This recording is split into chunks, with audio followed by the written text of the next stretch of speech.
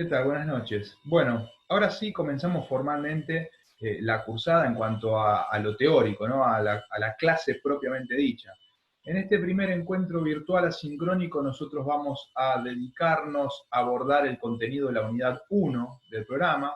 Es una unidad que tiene dos ejes. Uno es el de la conceptualización o definición de nuestra disciplina del derecho comercial, y otro es un tratamiento, un desarrollo histórico de la disciplina a lo largo del tiempo, ¿no? Y esto de que estos dos ejes estén incorporados en una misma unidad no es antojadizo, tiene una lógica que ustedes van a advertir a lo largo del desarrollo de la clase de hoy. Antes de seguir, ya nos vamos a ir adaptando a la modalidad. Yo lo que hago en general es poner a disposición unas filminas simplemente que para reemplazar lo que tiene que ver con la pizarra, ¿no? En una clase presencial. Eh, el anclaje visual desde el punto de vista didáctico es muy importante y de alguna manera les permite acompañar lo que yo voy diciendo a lo largo del video de una manera más organizada, una forma más organizada y que no los aburra también, porque escuchar a alguien durante 45 minutos, una hora, con un tono de voz homogéneo aburre. En cambio, si tenemos y compartimos lo visual con lo auditivo, bueno, eso no digo que va a ser una cosa divertida, pero sí, por supuesto, se va a matizar mucho más. Como en la primer filmina lo demuestra, lo que estaba diciendo, ¿no? Nosotros vamos a hablar de la definición de derecho comercial y su desarrollo histórico, ¿no? A lo largo del tiempo. Y están muy fuertemente vinculados. Primero, está bien, ¿no? Que nosotros arranquemos tratando el primer acercamiento a nuestra disciplina lo hagamos de una manera simple, o sea, llana, hasta con un lenguaje vulgar, algo de lo que de repente se tendría que valer cualquier tipo de persona ante cualquier proceso nuevo, no solamente de nuestra disciplina o del derecho de la vida, tratar de simplificar su análisis lo más posible. Entonces, yo les pregunto, ¿no? Un poco haciendo el juego, porque naturalmente no tenemos ese feedback tan necesario en una clase, pero ¿qué creen ustedes que es el derecho comercial? ¿Qué se les viene a la cabeza cuando pensamos en derecho comercial? Muchos, estoy seguro, y muchas, no se han hecho esa pregunta, sino hasta este momento en el que el docente de elemento de derecho comercial los interpela y dice, ¿qué es el derecho comercial? Bueno, ahí nosotros podríamos empezar a jugar. Tenemos dos formas. No quiero una definición como más adelante esta filmina lo realiza, sino palpar en la realidad, en la calle. ¿Dónde ven ustedes el derecho comercial? Y si se detienen un momento, van a ver que el derecho comercial, sin estar en absolutamente todos los actos de la vida, sí nos rodea frecuentemente en muchos de aquellos actos que vamos realizando cotidianamente, ¿de acuerdo? O sea, desde, no sé, tomarse un colectivo, hoy no, lamentablemente, pero tomarse un colectivo para ir a nuestros trabajos, en nuestra relación laboral también surge históricamente, después asume cierta autonomía, pero surge dentro del seno del derecho comercial. Eh, Ir a comprar a un kiosco, a una confitería, a un restaurante, transaccionar a través de las distintas plataformas de compra-venta que hay, que hoy son el boom, como Mercado Libre, Rappi, Globo, etc. Eso es parte del derecho comercial y una parte muy novedosa, esta última que estoy mencionando. O sea, imagínense que todas las operaciones que nosotros realizamos de compra o de venta también a través de nuestros distintos dispositivos tecnológicos, digitales, son parte del derecho comercial. Fíjense cómo está involucrado nuestra disciplina en el día a día, en pequeñas cosas, pero también en grandes cosas. El derecho comercial está ahí en el caso Vicentín.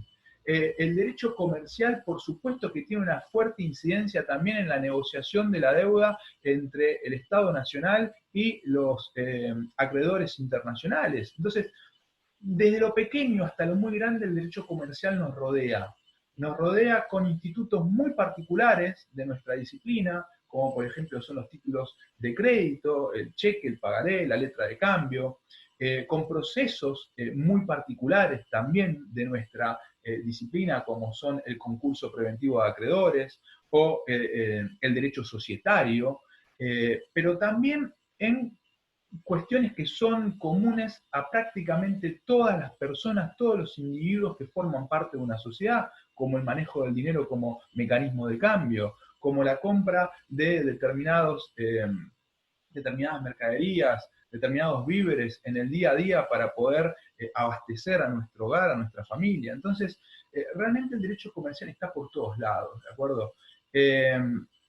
Por eso uno intenta arrancar la clase demostrándole que la gran amplitud, el gran alcance que tiene nuestra disciplina, ustedes el día de mañana, cuando tengan que elegir alguna orientación, así se especialicen en derecho económico, en derecho empresarial, aún dentro del derecho empresarial hay muchas subramas que se abocan a fenómenos no completamente diferentes, siempre están intervinculados, pero que tienen características distintas. No es lo mismo dedicarse al asesoramiento empresarial dentro del seno, dentro de la estructura de una empresa, que ser especialista en derecho concursal.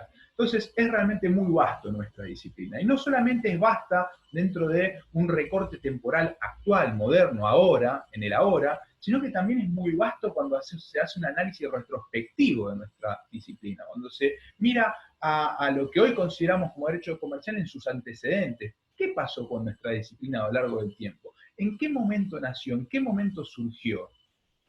Ahora, si nosotros dejamos de lado esta introducción, más bien decían pocas palabras, pero no fueron tan pocas, pero tratamos de volvernos o tornarnos un poco más técnico al momento de definir el derecho comercial. Por supuesto que podemos construir una definición con las características típicas de una definición, un concepto en derecho, ¿no? Y todas las definiciones empiezan con lo mismo, con la famosa introducción, el conjunto de normas, ¿no? Conjunto de normas y o principios, ¿no?, específicos que regulan la actividad económica en el mercado. ¿Está bien? Con eso me alcanza y me sobra. Decía que esta introducción dentro de la definición de conjunto de normas y principios, por un momento la podemos dejar de lado, porque es algo que, si no están todavía familiarizados, lo van a estar, porque prácticamente todas las definiciones dentro de nuestra disciplina, derecho, es más, la propia definición de derecho empieza con esa introducción. Conjunto de normas y principios que regulan las relaciones entre las personas dentro de una sociedad, etc. Entonces, no trae cierta complejidad, no tiene complejidad, no hay ningún tipo de secreto en esa primera parte de la definición. Lo que me interesa que ustedes, de alguna manera, focalicen por un momento es en la última parte de la definición, en cuanto a que regulan la actividad económica en el mercado. No voy a ahondar demasiado por ahora en esa parte, pero sí lo que quiero de alguna manera anticipar es que esa parte de la definición a lo largo del tiempo fue cambiando, y no hablo de años, hablo de siglos. Entonces, esa parte de la definición, que en definitiva es el núcleo duro de la definición de nuestra materia, de nuestra disciplina, se va a entender mejor si nosotros la enmarcamos, la insertamos dentro de un análisis histórico. Entonces, con esta, de alguna manera, alerta que hicimos en la clase en la que nos presentamos, de que tratamos de ser una materia en la que invitemos a los estudiantes a intervincular los temas que nosotros vamos viendo, acá se da la primera vinculación fuerte entre dos ítems dentro del programa que están separados pero muy fuertemente intervinculados. Una es la definición y otra es el desarrollo histórico de nuestra disciplina, a la que vamos ahora nomás. La evolución histórica del derecho comercial, ¿no? Entonces, el derecho comercial surgió con el comercio, es la primera pregunta que uno se tiene que hacer. Lo primero que uno tiene que clarificar en este punto es si comercio y derecho comercial son lo mismo. Y no son lo mismo. El comercio, que involucra un intercambio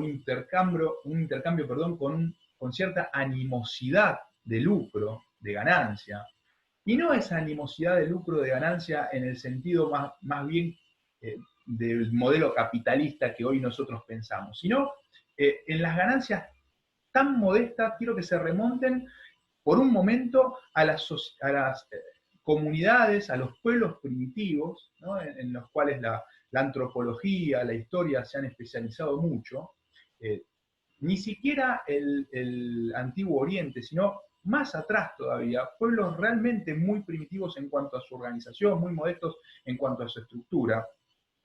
Y a medida que uno logra tener ciertos elementos de análisis de estos pueblos, logra evidenciar, obtiene como resultado que el intercambio, el comercio, prácticamente cuando estos clanes, estos pueblos, asumen cierta complejidad muy primaria, no estamos hablando de una organización realmente compleja, sino cuando dejan de ser simplemente un clan de 10, 20 personas, cuando dejan de ser lo que nosotros hoy consideraríamos una familia que vive de la subsistencia, que lo que obtiene mediante la caza es para simplemente subsistir, cuando salimos de ese modelo nos encontramos con que prácticamente de los comienzos mismos de las civilizaciones humanas existe el intercambio. Un intercambio que en los orígenes tenía más bien una función simbólico-política, una función de congraciar de repente determinados pueblos que comparten cierta extensión territorial. Entonces el intercambio iba de la mano de la paz y de la guerra, ¿no? De esa tensión política que existía en los pueblos. Si superamos ese estadio del intercambio simplemente como elemento simbólico político, nos vamos a encontrar que el intercambio comercial existe desde que prácticamente se tienen antecedentes de civilizaciones humanas. Entonces, Vítor en su manual, sin profundizarlo tanto como quizás lo estamos haciendo ahora, él lo señala, dice, prácticamente lo que se concluye hoy es que el comercio existe desde que existe las civilizaciones, ¿no? Entonces, la pregunta con la que tendríamos que avanzar es, ¿el derecho comercial existe desde que entonces se tienen de alguna manera señales de existencia, valga la redundancia, del comercio? No, el derecho comercial como nosotros lo conocemos ahora, ni loco, o sea, no con las características más bien codificadas, positivas, materializadas en normas legales, más allá de la importancia que tiene la costumbre en nuestra disciplina y demás, no. Lo que sí, naturalmente, uno tiene que advertir es que si se desarrollaba el comercio desde años inmemoriales, bueno, de alguna manera se organizaba, ¿no? O sea, siempre la práctica de una actividad tiende a tener, aún subliminalmente, cierta organización. Y esa organización, nosotros, no es necesario que tengamos que apelar tanto a la antropología, aunque sí la antropología lo ha descrito, sino que en antecedentes mucho más cercanos en el tiempo, igualmente estamos hablando de mínimo 10 siglos para atrás, vemos que lo que suplanta a ese cuerpo normativo, a ese conjunto de leyes, a esa materialización de la regulación, va a ser más bien la costumbre, ¿de acuerdo? Entonces, el derecho comercial no existió siempre, el comercio existió siempre, y en la medida en que no había surgido, no había nacido, no se había instrumentado todavía la positivización de un derecho, el comercio se practicaba a través de la costumbre. No hace falta, no hace falta investigar mucho para darnos cuenta que cualquier tipo de civilización, la griega, la romana, los turcos, los babilónicos, los hititas, cualquier tipo de civilización practicó el comercio y lo hizo más bien fuertemente influenciados por la costumbre, por la confianza, por un legado. Entonces el comercio es preexistente al derecho comercial. Dentro de este análisis digamos, introductorio a las etapas propiamente dichas del derecho comercial, podemos hacer un salpiqué. Esto, de alguna manera, siempre analizar los antecedentes de un instituto, o en este caso una disciplina, trae aparejado cierto anacronismo, cierto querer forzar los hitos históricos para hacerlos encajar en el fenómeno que hoy tenemos. O sea, es un poco difícil tratar de hacer una descripción acabada e idónea en tan poco tiempo de las características y la naturaleza de los antecedentes que citamos, ¿no? Pero, bueno, para cumplir con este estadio de demostrar que de alguna manera el comercio se regulaba aún sin existencia de una norma específica u una codificación, si vamos más allá en la complejidad de la metodología de esta regulación, podemos citar, por ejemplo, el Antiguo Oriente, ¿no? En el Antiguo Oriente, los pueblos babilónicos, podemos tener algún antecedente aislado de materialización de regulaciones en el Código de Hammurabi. En el Código de Hammurabi, el Código de Hammurabi básicamente se conoce más bien fuertemente, si bien lo podemos aplicar históricamente en todo, lo estamos haciendo ahora, por la ley del talión, ¿no? Y fíjense que si nosotros tratamos de advertir la naturaleza de esta norma, una naturaleza sancionatoria más bien parecida a lo que hoy consideramos como derecho penal, ¿no? Y sin embargo también tenía algunas regulaciones, algunas normas aisladas que tendían a regular la actividad económica, el comercio, especialmente el comercio terrestre. Así que ya en el Código Hammurabi tenemos un antecedente encontrado, logrado de cierta instrumentación. Ni hablar de Grecia y Roma. En Grecia y en Roma, sin haber una codificación, ustedes saben que ni siquiera, si bien los sistemas romanísticos posteriores en Europa continental sí se basaron en una organización más bien codificada y dividida en derecho público y privado, en Roma propiamente dicho y en Grecia no teníamos una organización de esta naturaleza, aunque sí algunas normas aisladas, escritas, que tendían a regular especialmente lo concerniente al derecho marítimo. ¿Por qué? Perdón, al comercio marítimo. ¿Por qué al comercio marítimo? Porque los puertos de Roma eran muy importantes, el desarrollo del comercio era muy importante, especialmente en lo que tiene que ver con el norte de África, que eran tierras fértiles y de las cuales básicamente Roma se proveía de alimentos y otros bienes para poder de alguna manera abastecer a la urbe, y también cerca de, de toda la zona digamos, de la zona que rodea al Mar Negro. De todo eso se desarrollaba a través del Mare Nostrum, ¿no? De lo que hoy conocemos como el mar Mediterráneo. Entonces los puertos eran muy importantes para Roma. Pero así como eran importantes para Roma, carecían de ciertas costumbres por la falta de desarrollo, de antecedentes, como sí tenía el desarrollo del comercio terrestre. Entonces, como había falta, quizás ausencia de una consolidación consuetudinaria para la regulación de la actividad, naturalmente la necesidad siempre va a ser al derecho comercial. Esto que acabo de decir lo voy a repetir 1000 veces a lo largo de la cursada. Desde, como estamos viendo, Roma hasta la última ley que pudo haber salido en nuestra República Argentina la semana pasada. La necesidad fáctica, la necesidad de la calle, la necesidad del sistema, del comercio, siempre va a preceder a el surgimiento de una norma de derecho comercial. Entonces, acá había una necesidad en la época romana de regular cierta arena, cierto escenario que era más bien conflictivo por la falta de consolidación de normas no de carácter legal, sino de normas de carácter consuetudinario, normas devenidas de la costumbre. Entonces, en Roma tenemos, y en Grecia también, antecedentes aislados, no organizados, no codificados, no sistematizados, de un derecho positivo. Por eso lo señalamos como cierto antecedente de lo que hoy conocemos como derecho comercial y no como el surgimiento del derecho comercial propiamente dicho, ¿de acuerdo? Otro antecedente realmente muy importante en lo que hace a la materialización, a la positivización, mejor dicho, de las normas que regulan nuestra disciplina, o mejor dicho, que regulan el objeto que hoy tiene el derecho comercial como objeto a regular, ¿de acuerdo? Que es el comercio. O sea, el derecho comercial se encarga de regular el comercio, en palabras simples, ¿no? Va a ser Luis XIV, el Rey Sol. Un personaje histórico, bueno, hoy por hoy en lo que es en historiografía se tiende a combatir el abordaje de la historia pura y exclusivamente a través de personajes significativos, sino a través de procesos.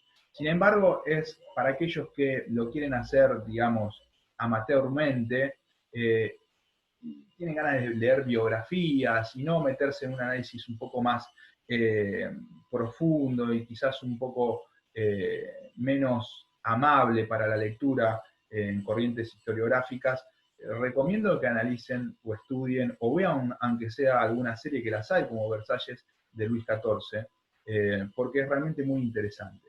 Muy interesante en el escenario en el que se desarrolla, en el que surge, y muy interesante en las innovaciones, además bueno, tiene estrategias militares, pero fundamentalmente, como varios de los personajes que resalto yo en la historia, es un estadista, es un organizador, un empresario, pero no en el sentido comercial de la palabra empresario, sino como un organizador. Yo también creo que San Martín es un organizador, o fue un organizador y un empresario en ese sentido, ¿no? La capacidad de organizar y de innovar y de poner elementos nuevos, no existentes en su entorno. Bueno, dentro de esos cambios que generó Luis XIV, también a partir de las necesidades con las que se encontraba, con la crisis política y económica con la que se encontró al inicio de su reinado, bueno, no tanto al inicio porque no importa, él es rey desde muy chico y lo hace a través de su madre, etcétera, etcétera, no importa, pero a lo que voy es, tenía aún ya habiendo adquirido la mayoría de edad, todavía se desarrollaba, todavía en Francia existía una muy fuerte crisis de carácter política y económica que hace que emprenda una tarea de organización. Dentro de esa tarea de organización va a contar con la colaboración de varios ministros. Uno de los más destacados va a ser Colbert.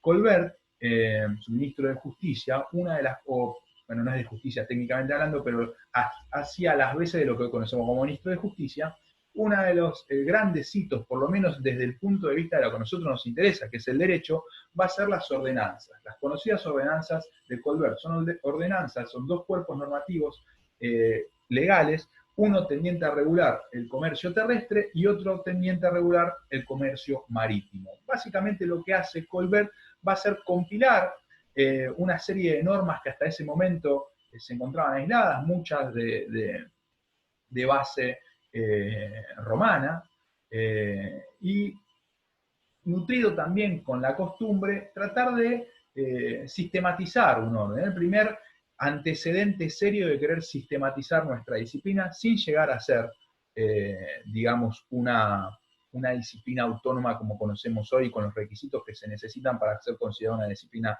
autónoma dentro del derecho. Su surgimiento, quizás para cerrar ya estos antecedentes, quizás en esta filmina no lo puse, el surgimiento concreto, está bien que esto de hablar de en qué momento y en qué lugar, en qué fecha exacta surgió determinado fenómeno. En general los fenómenos no surgen de un día para el otro, no son un eclipse, ¿sí? Fue tal día, tal hora, en determinada latitud, no. Los fenómenos son resultado de procesos largos, ¿de acuerdo? Ahora, este proceso largo se lo puede situar más bien especialmente en el norte de Italia, ahora voy a explicar por qué, y en la Edad Media, más particularmente en la Baja Edad Media, en el siglo XVI, principio del siglo XVI. Principio del siglo XVI, ya varios siglos después de haber superado las crisis sanitarias que implicaron las pestes más fuertes, como la peste negra del siglo XIV y otras sucesivas que se fueron dando, quizás no con la envergadura de la peste negra, pero se va consolidando con idas y vueltas el desarrollo del comercio. Pero doctor, usted no acaba de decir que el comercio existe desde que tenemos registro. Sí, existe desde que tenemos registro, pero en historia no podemos pensar todos los fenómenos de forma lineal e increscendo. No, si uno se detiene un momento, va a ver que los procesos tienen avances y retrocesos todo el tiempo. Avances muy fuertes en muy poco tiempo, como por ejemplo en el caso del despegue tecnológico que se da con la revolución industrial, y retrocesos que de repente se extienden siglos y siglos y siglos, como los retrocesos que tuvo en el desarrollo del comercio y en la tecnología y en la ciencia en general el modelo feudal. Entonces, bueno, y sin embargo, si analizamos civilizaciones anteriores a las sociedades feudales, vamos a encontrar avances científicos muy fuertes que hasta influencian nuestros días también. Pero entonces la historia no es una línea que va creciendo despacito, tranquila y prolija, sino que es un escenario de tensión absoluta, es un escenario político de tires y aflojes. Eh, y por eso digo yo que adentrándonos en el siglo XVI, el comercio empieza a, o mejor dicho, ya tiene consolidado un nuevo despegue que se da un poco a partir de la consolidación de rutas terrestres para el desarrollo del comercio, sin lugar a dudas con desavenencias fuertes todavía entre los distintos algunos príncipes que todavía, especialmente en Europa del Este, seguían existiendo, o señores feudales, como ustedes prefieran decirles, y los nobles estados modernos que empiezan a surgir fundamentalmente en España, en Francia, en fin, en Europa occidental, ¿de acuerdo? Entonces, sin dejar de existir, el comercio encuentra un escenario propicio para su desarrollo y más fuertemente, si focalizamos en Europa, en el norte de Italia, donde teníamos ciertas repúblicas como la genovesa, como Florencia, como Venecia, que eran totalmente vanguardistas en ese momento, era el centro de la tierra, el centro del mundo, en la Edad Media, siglo XV, siglo XVI, era donde básicamente se estaba desarrollando más fuertemente el comercio, y ahí nosotros sí podemos encontrar una codificación quizás más directa del antecedente, digamos, madre de toda la codificación que van a ser los códigos napoleónicos a los que ya nos vamos a dedicar en unos minutos nada más. Pero sí, entonces, el derecho comercial se considera, a partir del análisis histórico, a partir de lo que analizan los especialistas, tanto historiadores como comercialistas, como especialistas en derecho comercial, que básicamente surge entonces en la Edad Media, siglo XVI, norte de Italia. Ahora bien, cuando nosotros nos ponemos a analizar entonces, dentro, una vez nacido el derecho comercial propiamente dicho, como ese conjunto de normas y principios que regulan el comercio, la actividad económica, ya vamos a ver cómo esto va mutando, bueno, nos preguntamos, desde que surgió en la Edad Media el derecho comercial hasta hoy, ¿siempre fue igual o similar o tenía características constitutivas esenciales que perduraron a lo largo del tiempo? No. Esto es lo que se responden al momento de hacer un desarrollo histórico del derecho comercial y notar que tiene etapas que guardan características, rasgos constitutivos sumamente diferentes y que nos permite a nosotros hacer como cierta cronología, un poco ficcionada, porque también es una construcción que hacemos desde la academia de lo que pasó durante mucho tiempo y en distintos lugares, pero que nos permite a nosotros un abordaje más prolijo de la cuestión y fundamentalmente, que es lo que no quiero que pierdan de vista, este desarrollo histórico en etapas nos va a permitir a nosotros percibir efectivamente cómo la definición de derecho comercial tiene ese carácter evolutivo que mencionábamos en la filmina anterior. Va cambiando a lo largo del tiempo a partir del lugar y las características de la sociedad en la que se desarrolla, ¿de acuerdo? Entonces, listo, dejamos claro que el derecho comercial surge alrededor del siglo XV, siglo XVI en el norte de Italia. En una primera etapa, la doctrina tiene entendido que el derecho comercial como tal era de carácter subjetivo. ¿Y por qué subjetivo? Porque el núcleo de regulación, el objeto de regulación, bueno, justamente elegí objeto, pero me quedo con núcleo. El centro de regulación, el núcleo de regulación, van a ser sujetos, van a ser personas, no objetos. Van a ser sujetos. ¿Y qué sujetos? Y un poco anticipo el desarrollo que voy a seguir ahora de esta primera, los comerciantes, ¿no? El agotamiento mismo del modelo feudalista, ustedes saben que el feudalismo, simplificando mucho, es un poco el resultado, entre otras tensiones, entre la caída del Imperio Romano, la fragmentación, invasiones de los pueblos nórdicos, invasiones desde el sur de España y bueno, de África, del Islam, se da una serie de eventos de carácter políticos y militares que generan una fragmentación y descentralización del desarrollo del comercio, un retroceso en cuanto al desarrollo del comercio, y los territorios se cierran en sí mismos, ¿de acuerdo? Entonces se rompen las rutas terrestres y marítimas de comercio de carácter, digamos, no sé si el término califica perfectamente, pero internacional,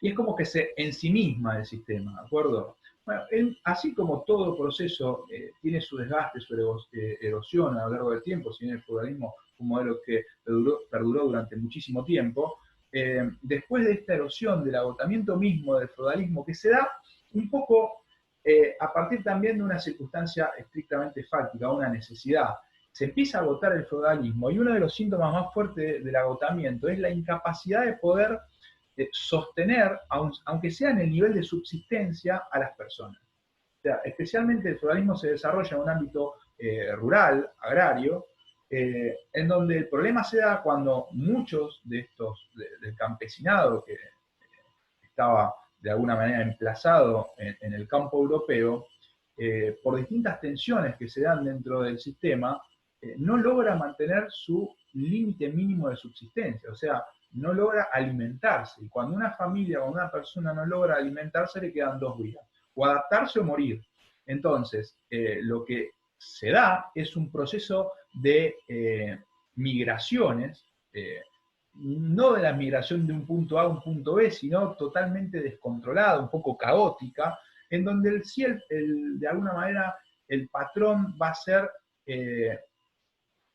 que las personas abandonan el campo para volver a las urbes, a las ciudades, de estructura modesta, por supuesto, pero ciudades al fin, un proceso que no va a ser la primera vez que se da a lo largo del tiempo y que va a estar muy arbitrado también por la existencia de las pestes. O sea, esta ida de la gente, la migración de las personas del campo a las ciudades, de las ciudades al campo, va a estar siempre entre la espada y la pared, y en lo que es la peste y la hambruna, ¿no? O sea, tenemos hambre en el campo, nos vamos a la ciudad para obtener mejores oportunidades. Nos hacinamos en las ciudades por esas mejores oportunidades, por el florecimiento y la consolidación del comercio, y surgen las enfermedades y nos tenemos que descentralizar e ir al campo para no morir, muchas de los cuales, justamente estaba mencionando la peste negra en su momento. Con la peste negra se murió, según las estadísticas históricas, 2/3 partes de la población total de Europa.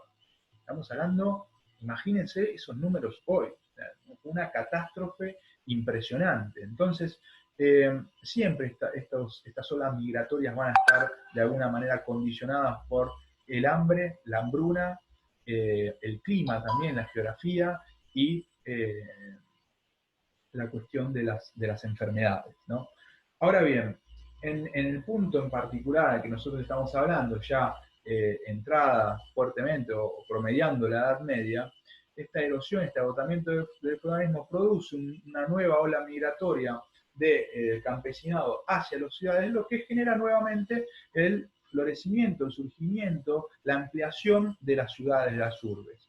Y esas, no sé si alguna vez ustedes tuvieron la suerte de viajar presencialmente a Europa o ver alguna película o alguna serie en donde se logra percibir cómo estaban estructuradas las ciudades de la Edad Media. Y nosotros estamos acostumbrados en la Argentina a una cuadrícula perfecta que tiene que ver con el momento en el que se desarrolla, en el que se planifica y construye básicamente la ciudad. Es un momento en particular en donde se tiene la intención de desarrollar, de planificar la construcción de una ciudad, y por eso nosotros tenemos nuestras calles alineadas vertical y perpendicularmente de forma perfecta. Ustedes vienen un turista, lo primero que les va a llamar la atención es eso, además de que Buenos Aires es totalmente plana, es que está totalmente bien organizada. Y sin embargo, uno cree que esa es la regla y esa es la excepción, porque las ciudades no se construyeron así, las ciudades antiguas se construyeron a la vera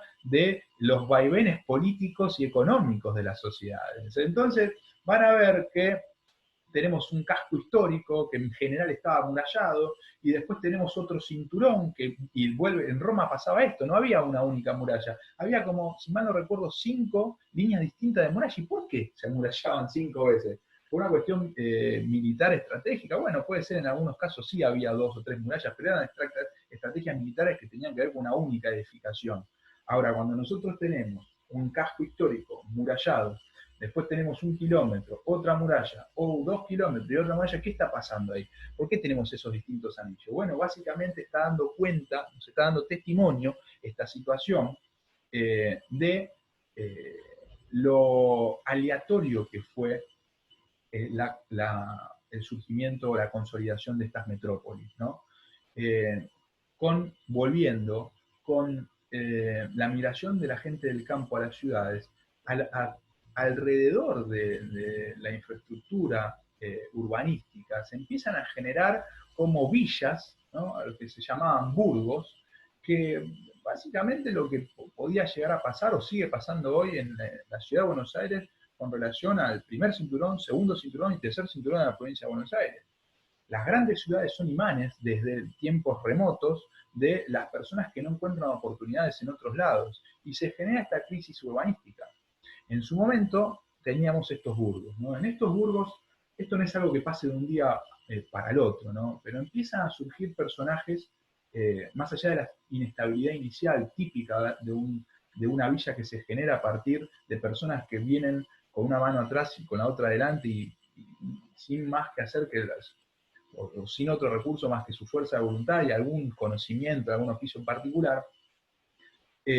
A lo largo del tiempo de formación de estos burgos empiezan a surgir personajes muy particulares de este nuevo ambiente, que son los mercaderes y los artesanos, ¿no?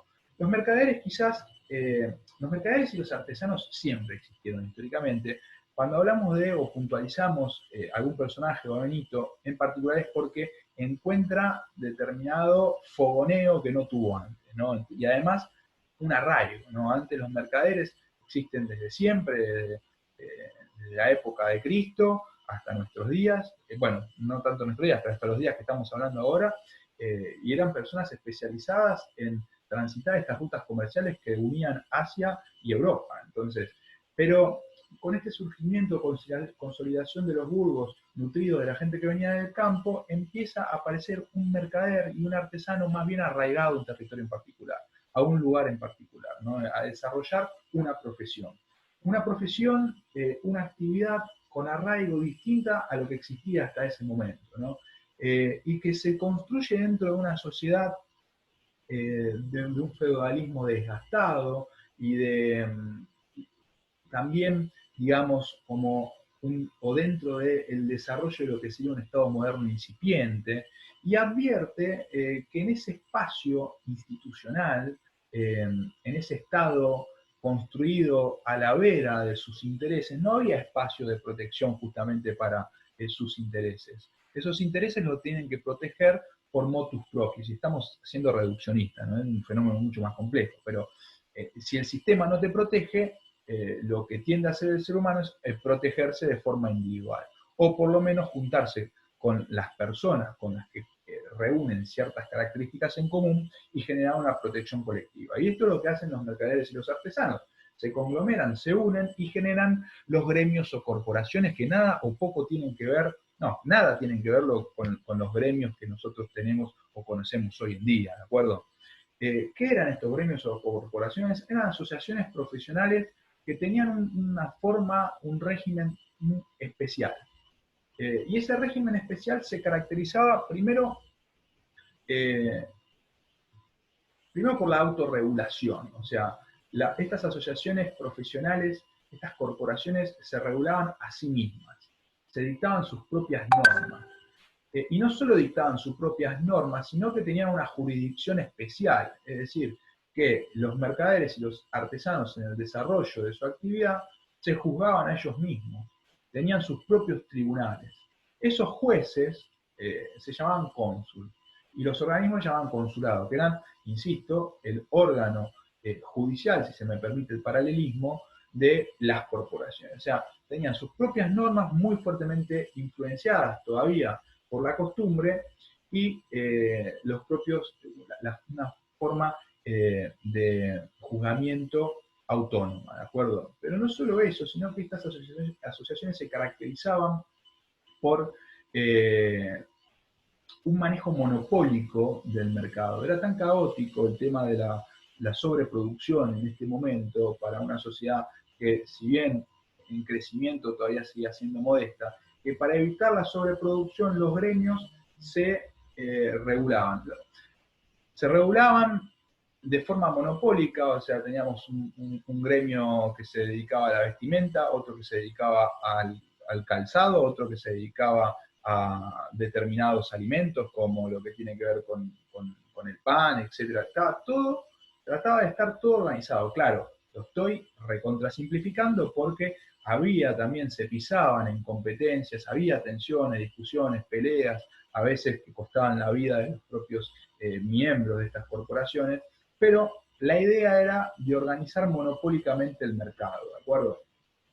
Esa organización monopólica del mercado iba acompañada, como dije, con una autorregulación.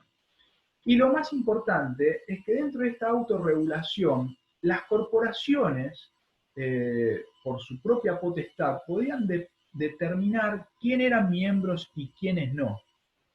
Quiénes podían ser artesanos, quiénes podían ser discípulos de artesanos, quiénes podían ser mercaderes, en definitiva, quién podía ser comerciante y quién no. Era un beneficio social muy fuerte y por ende sobre un foco de alta tensión, ¿no? El aprendiz y, o sea, el artesano y el aprendiz también, aún dentro del seno de la propia corporación, tenían tensiones, porque el aprendiz no era un comerciante, sino más bien un aspirante a comerciante. Era la corporación que determinaba si el aprendiz se transformaba o no eventualmente en un comerciante. Y naturalmente este estatus sociocomercial, si se me permite, era de alguna manera una ventaja que se traducía en una ventaja patrimonial, porque el que podía participar del comercio como comerciante, entonces, iba a obtener determinadas ganancias que otras personas no. Por eso era un espacio codiciado muy fuertemente y siempre, de alguna manera, un centro de tensión entre las determinadas personas.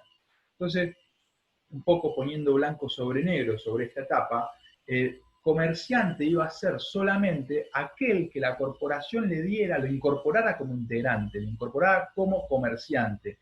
Y esa incorporación se simbolizaba a través de una matrícula. Matriculaban al comerciante. Nadie más podía comerciar dentro de ámbitos en particulares, que justamente va a ser el último ítem de esta ficha, de esta filmina. Solamente iba a poder comerciar en determinados escenarios aquellos que eran considerados comerciantes, aquellos que tenían la matrícula de comerciante. ¿Quién le daba la matrícula de comerciante? Las corporaciones. Tenían un manejo totalmente autogestionado y monopólico del mercado. Entonces, era un sistema cerrado y, por supuesto, siempre se pretendía o había tensiones, como lo dije, para intentar ingresar, que es lo mismo que decir intentar adquirir la calidad de comerciante.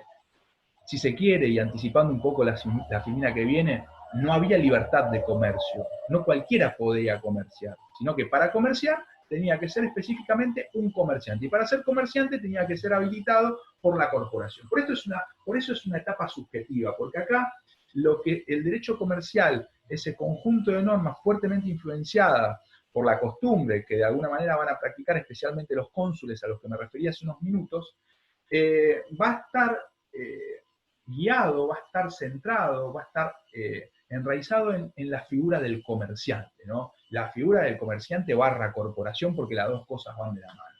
¿Y dónde operaban? ¿Dónde desarrollaban su actividad monopólica estos comerciantes? En distintos escenarios, denominados ferias y mercados. Los mercados, como su palabra le indica, eran los centros de intercambios emplazados en las propias ciudades y en los que se desarrollaban más bien intercambios de poca monta y de carácter local. Es decir, que los productos y los bienes que se ofrecían en ese mercado eran los que la zona, de alguna manera, estaba especializada en producir.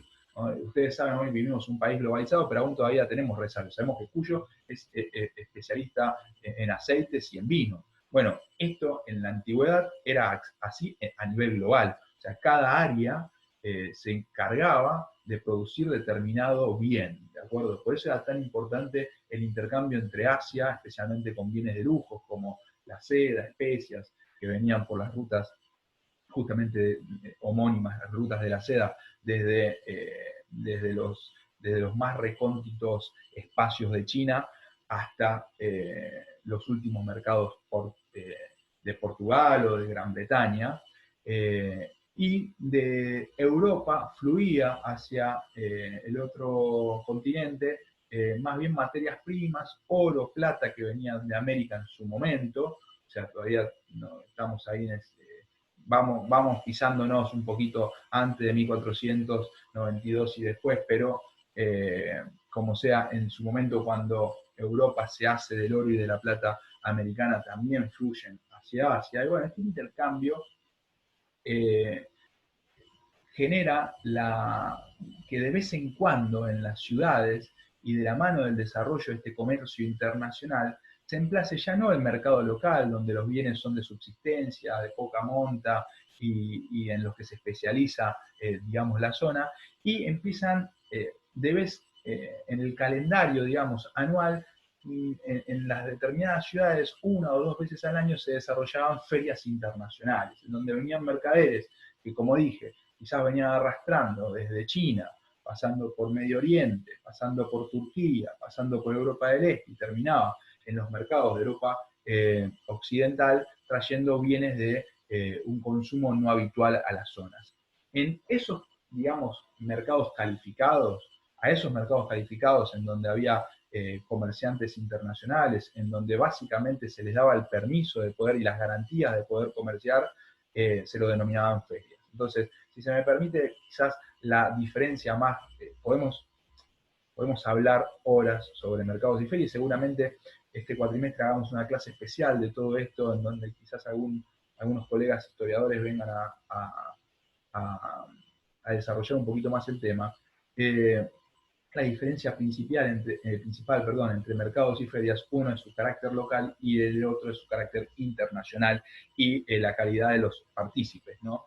Pero bueno, todo este manejo monopólico de la corporación con determinados beneficios para pocas personas y muchas veces con la venia del príncipe o del rey, entra en tensión una característica muy fuerte de los estados absolutistas en este manejo, entra una tensión muy fuerte con una nueva clase social que se empieza a forjar desarrollando todavía más la consolidación de los burgos y el nacimiento a nivel social de un componente diferentes a los existentes hasta ese momento, fundamentalmente, si se quiere, el antecedente de lo que vengo diciendo, una cantidad de aspirantes a ser comerciantes que el sistema no logra captar y que naturalmente, ¿qué van a querer hacer si están privados de comerciar? Van a apelar, entre otras cosas, a luchar de alguna manera en distintos ámbitos, de distintas maneras, por gozar de esa libertad. Una libertad que va a estar muy fuertemente restringida por los estados absolutistas en la Edad Media y que va a asumir distintas formas o manifestaciones, ¿no? Ese reclamo de libertad, por supuesto que va a tener un tinte político, ese reclamo de libertad en lo que hace a nuestro interés en el desarrollo de esta clase va a tener también un tinte económico, o sea, libertad de poder gobernarnos, de poder elegir, de participar en los gobiernos y esa libertad también tan necesaria de poder comerciar. De ahí surgen básicamente los ideales más fuertes de la Revolución Francesa, si nosotros queremos. La Revolución Francesa no es la primera revolución que se da en Europa. Tenemos como antecedente mucho tiempo antes una revolución que, a diferencia de la francesa, no se da en un periodo corto de tiempo, sino que se da con mucha más extensión, como la Revolución Holandesa, o sea, 150 años antes, y entra una fuerte tensión con España, pero es la primera real revolución que se da en suelo europeo. Y por supuesto el antecedente más directo es la revolución ya no en suelo europeo, sino la revolución americana en 1776, que tiene también una fuerte influencia en los fenómenos franceses de 1789 y posteriores. Entonces, un poco los ideales tenemos que simplificar el análisis que motorizan la Revolución Francesa, van acompañados, una de las vetas de esos ideales, va acompañado por la libertad de comercio. Una libertad de comercio totalmente restringida, ¿de acuerdo? El comercio, insisto, estaba limitado hasta la Revolución Francesa, por lo menos en lo que hace el territorio de Francia. Esto es lo que pasa siempre. Nosotros tendríamos que hacer un parangón, un análisis, una comparación en lo que va pasando en los distintos lugares y cómo son sus características, cómo son sus consecuencias. Bueno, no tenemos tiempo para eso. Nosotros somos muy afrancesados en el análisis de nuestros institutos, un poco con la lógica de que nuestra codificación tiene influencia francesa, pero dejamos de lado muchas otras cosas. Pero bueno, el tiempo no da. La Revolución Francesa va acompañada entonces por ese interés contestatario de los regímenes absolutistas, de los estados modernos, y van a estar motorizados por una clase social nueva, incipiente, que es la burguesía, ¿no? Esa clase que surge también de los burgos, pero que no llega a poder participar de los privilegios económicos que implica formar parte de las corporaciones y adquirir la matrícula y la calidad de comerciante. Entre muchísimas otras cosas. Estoy hablando de una única beta dentro de un proceso mucho más complejo que involucra intereses de carácter sin duda políticos y de carácter sociales, no van solamente al comercio, pero sí una de las líneas de argumentos, de ideales de la Revolución Francesa, es el ideal de la libertad de comercio, ¿no? Una libertad también una libertad muy influenciada por la igualdad de condiciones entre los distintos componentes, las distintas personas de una sociedad. El tema es que la Revolución Francesa se tiende a estudiar,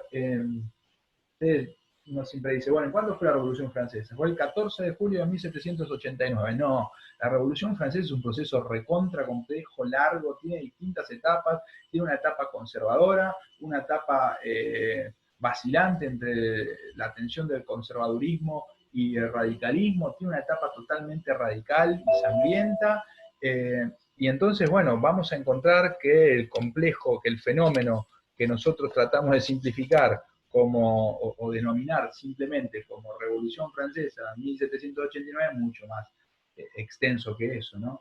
Y estas tensiones, estas incapacidades típicas, ¿no? Cuando nosotros generamos o analizamos una revolución, muchas veces entendemos la lógica del cambio, o por lo menos la necesidad del cambio, los motores que llevaron adelante ese cambio, pero también, especialmente en las primeras instancias, vemos esa incapacidad de autogestión, ¿no?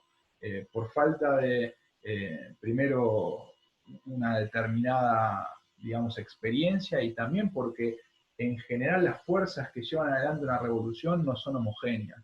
Hay tensiones internas dentro de las facciones revolucionarias. Y eso pasó en la Revolución Francesa. Una vez que se hicieron del poder, se terminan peleando entre los propios, digamos, revolucionarios, distintas facciones de la revolución.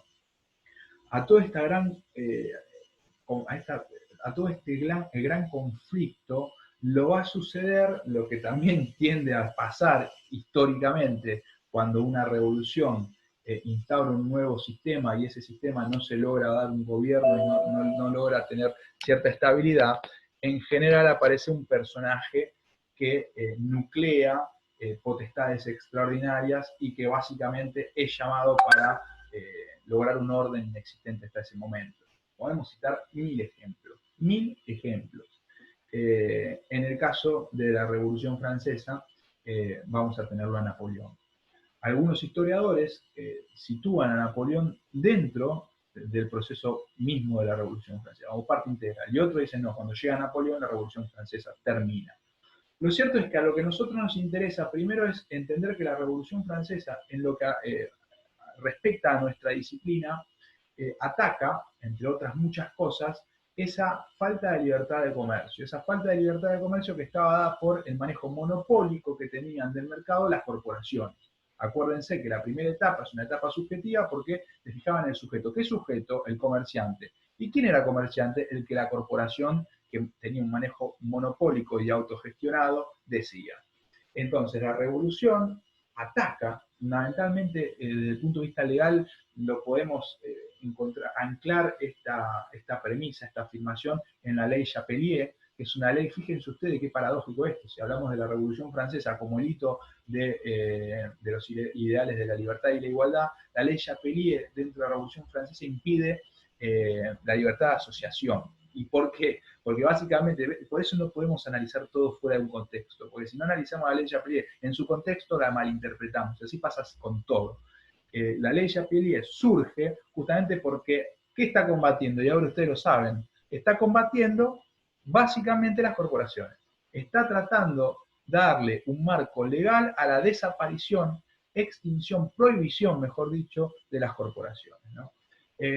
Entonces, este caos que surge o que se sucede a lo largo de la Revolución Francesa intenta ser solucionado con la irrupción de un personaje fuerte políticamente, un poco de cuna militar como es Napoleón, y Napoleón, dentro de un montón de cuestiones, naturalmente lo acabo de decir, su eje más fuerte va a ser el militar, pero se va a encontrar con grandes dificultades a nivel político y económico. Desde el punto de vista económico, lo primero que lo va a condicionar en su gestión va a ser la crisis que existía y que se traducía básicamente en la bancarrota, en la quiebra de todas las empresas que existían en Francia en ese momento. Y por eso Napoleón va a desempolvar dos proyectos de ley que surgieron en los primeros días de la Revolución Francesa y que después, a partir de problemas más principales o más graves para la propia revolución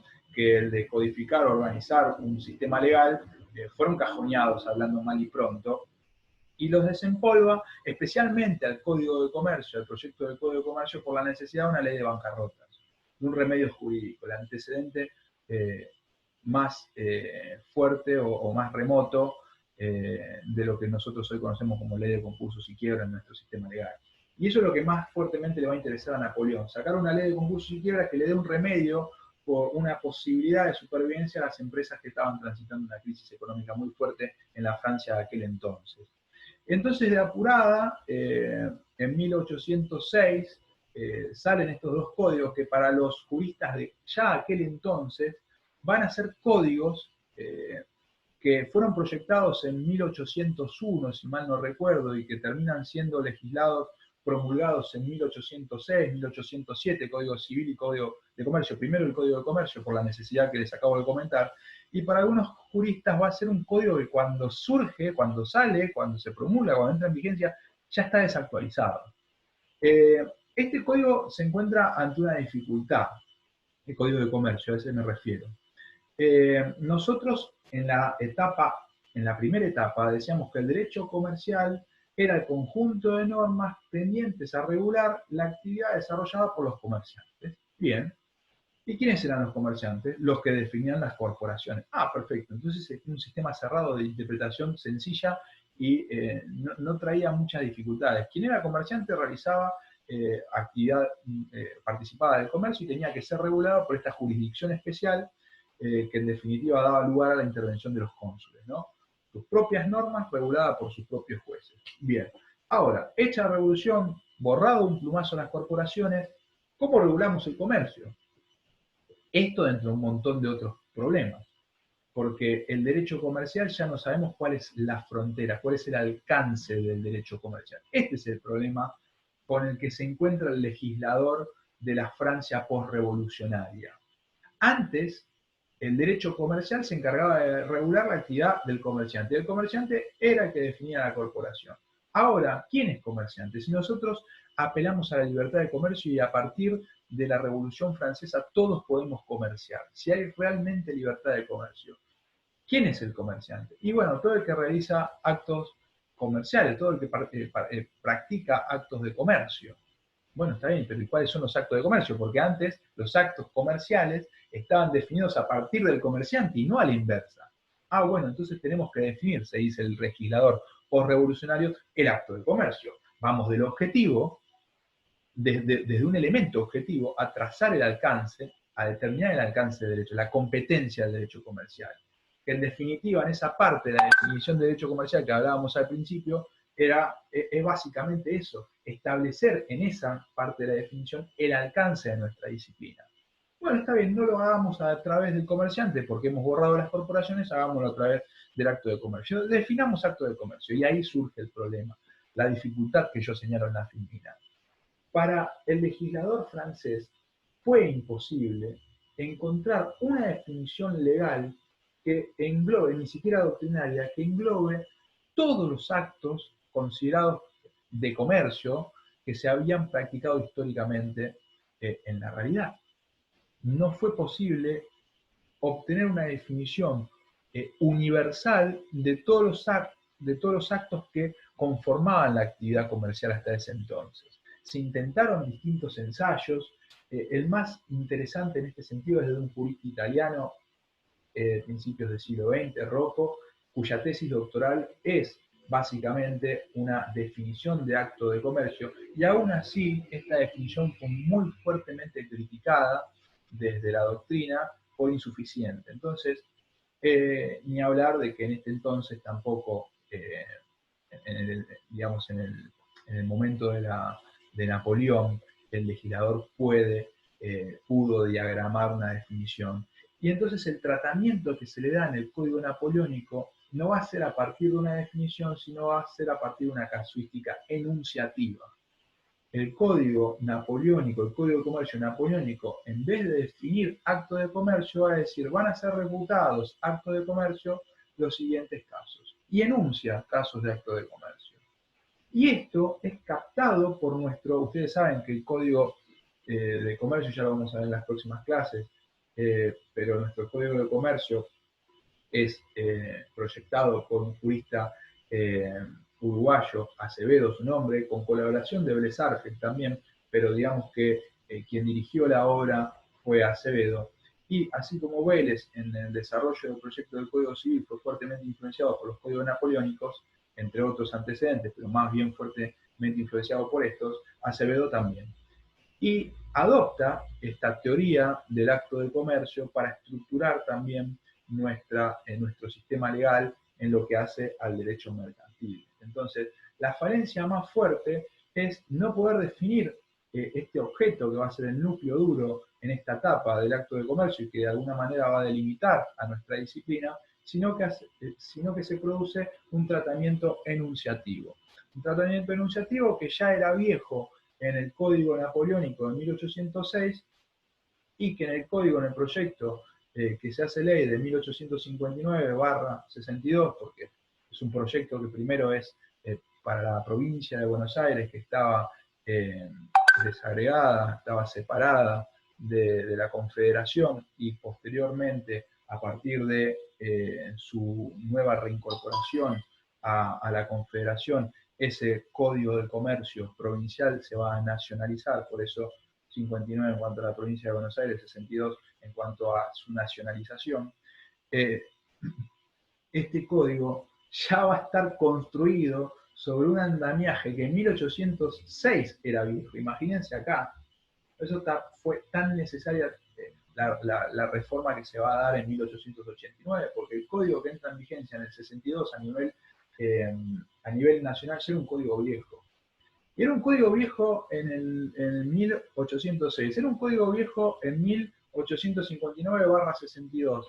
Y aún con las modificaciones que se hacen a fines del siglo XIX, sigue siendo un código viejo. ¿Hasta cuándo creen ustedes que estuvo vigente ese código? Hasta el 2015, no en todas sus partes, pero sí en cuanto a la teoría del acto de comercio, ¿de acuerdo? Fíjense, ya lo vamos a abordar con mayor profundidad en las próximas clases. En el 2015, cualquier especialista en derecho comercial entendía que una reforma era necesaria. Después hay que analizar qué tipo de reforma, pero la que se da es lógica, porque el acto de comercio, en ese tratamiento enunciativo, generaba muchísimos conflictos hasta el 2015 y si se quiere con posterioridad también en cuanto a determinar efectivamente el alcance del derecho comercial y la jurisdicción comercial especial. Es decir, si yo tengo que sortear una demanda en la Cámara Civil o en la Cámara Comercial. ¿Y por qué? Porque no tengo un tabulador del alcance de nuestra disciplina adecuado, porque en vez de establecer objetivamente una definición que me permita delimitar perfectamente nuestra disciplina, lo que hacemos es traer al acto de comercio por una necesidad política para reemplazar la figura del comerciante y de la corporación que fueron prohibidas. Y acá están sus dificultades que siguieron, por lo menos hasta el 2015, influenciando el desarrollo de nuestra actividad, especialmente de lo que hace el punto de vista forense o procesal. Y si se quiere, más allá del 2015 también, porque si bien el Código de Comercio fue derogado en el 2015, la reglamentación del artículo 8, el decreto reglamentario del artículo 8 en cuanto a la competencia de los tribunales comerciales en la capital federal no fue derogada. Es al día de hoy que, aunque no esté vigente el artículo 8 del Código de Comercio, sigue teniendo una fuerte incidencia. Ya lo vamos a ver en las próximas clases. Entonces, tenemos el surgimiento del derecho comercial, digamos como un derecho propiamente dicho, en la Edad Media, en el norte de Italia, a partir de la cual nosotros podemos estructurar su historia a lo largo de etapas. Etapas que van rotando de una fase subjetiva a una objetiva de forma pendular.